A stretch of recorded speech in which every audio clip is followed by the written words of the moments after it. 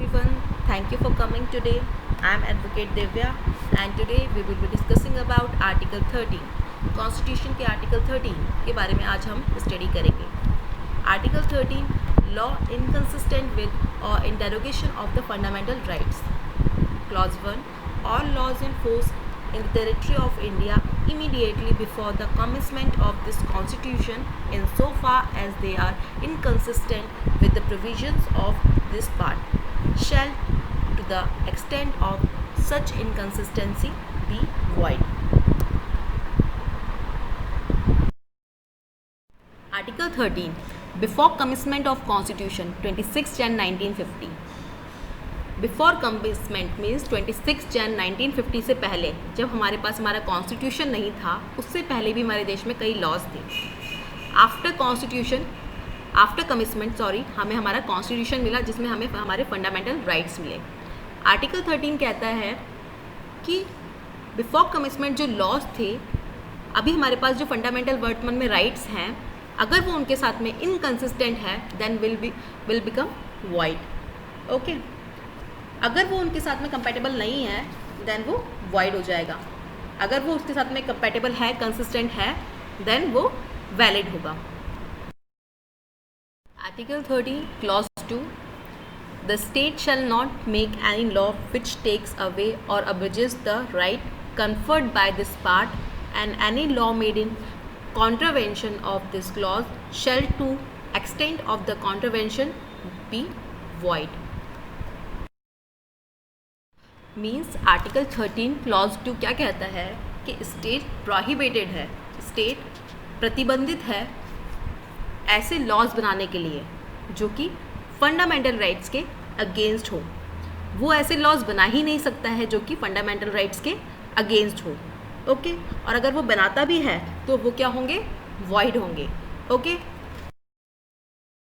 Article 13 clause 3 article 13 clause 3 simply law and law enforce की discuss करता है, के बारे में डिस्कस करता है. Okay, so in this article unless the context otherwise requires law includes any ordinance, order, bylaw, rules, regulations, notifications, custom or uses having in the territory of India the force of law.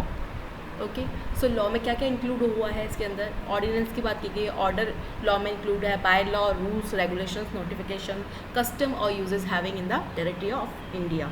Okay, so ये law में include करते हैं. और next है हमारा law in force.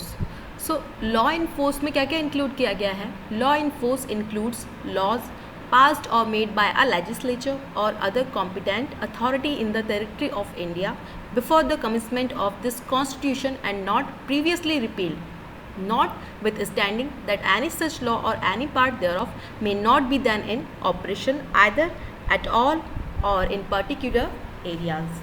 Law enforce में क्या क्या इंक्लूड किया गया. लॉ इन्फोर्स में क्या इंक्लूड करते हैं, इंक्लूड्स लॉ और पास्ड और मेड बाय लेजिस्लेचर, किसी लेजिस्लेचर या अदर कॉम्पिटेंट अथॉरिटी द्वारा जो भी इंडिया की टेरिटरी में है.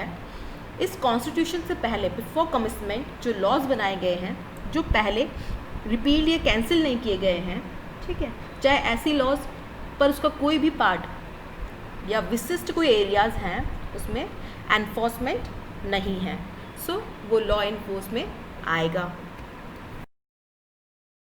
आर्टिकल 13 क्लॉज 4 पार्लियामेंट के 24th कॉन्स्टिट्यूशनल अमेंडमेंट एक्ट के अंदर आर्टिकल 13(4) को इंसर्ट किया गया. आर्टिकल 13(4) क्या कहता है, nothing is in this article shall apply to any amendment of this constitution made under article 368. Means कोई भी अमेंडमेंट जो 368 के अंदर लाया गया है वो आर्टिकल 13 को चैलेंज नहीं कर सकता है.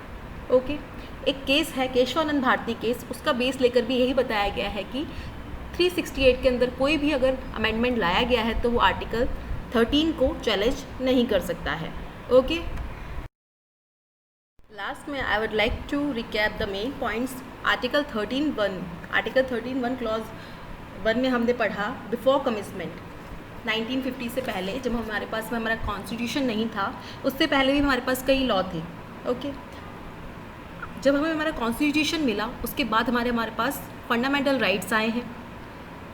बिफोर कमिटमेंट जो लॉज थे, अगर वो हमारे फंडामेंटल राइट्स के अगेंस्ट है, उसके साथ इनकन्सिस्टेंट है, देन वो वॉइड हो जाएंगे।